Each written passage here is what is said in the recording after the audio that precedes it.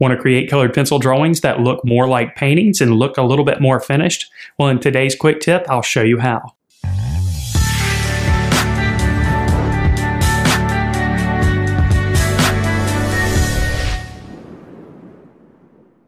Hello there, Matt here with thevirtualinstructor.com, and in today's quick tip, I'm going to share with you a technique that you can apply to make your colored pencils look more like a painting and also look more refined and finished. And this technique is called burnishing. Now, burnishing works best with wax-based colored pencils. So you're talking about Prismacolor Premier pencils, Prismacolor Very Thin pencils. Most colored pencils out there are wax-based colored pencils.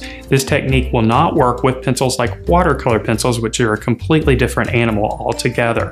Now, burnishing is basically the process of working the material into the tooth or texture of the paper.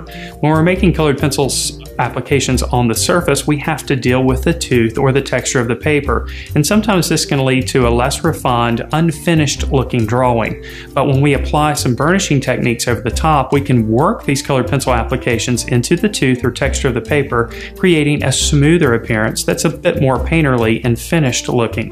Now, burnishing can be accomplished using a variety of different tools. For example, you can use a colorless blender pencil, which is basically just the wax binder minus the pigment. This will allow us to go over the top of colored pencil applications we've already made, mixing and blending the colored pencils, but also working it into the tooth of the paper, creating a smoother appearance. There are also markers and pens available that accomplish the same thing.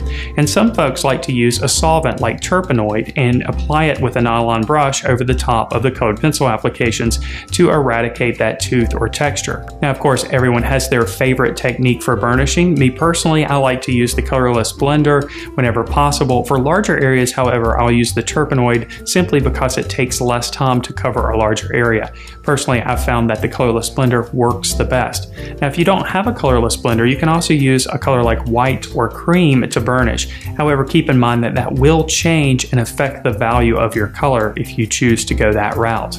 So the next time you create a colored pencil drawing, consider using one of the burnishing techniques to make your drawings appear more like a painting and make them look quite a bit more finished. If you enjoyed this video, then I know that you'll enjoy being a member at thevirtualinstructor.com. Our comprehensive membership program includes video courses on drawing and painting, weekly live lessons, ebooks, lesson plans for teachers, weekly critiques, and much, much more.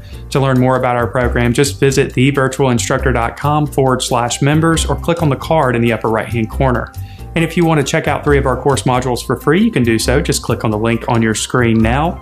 And if you're watching this on YouTube, make sure that you subscribe to the channel. I look forward to seeing you in the next video.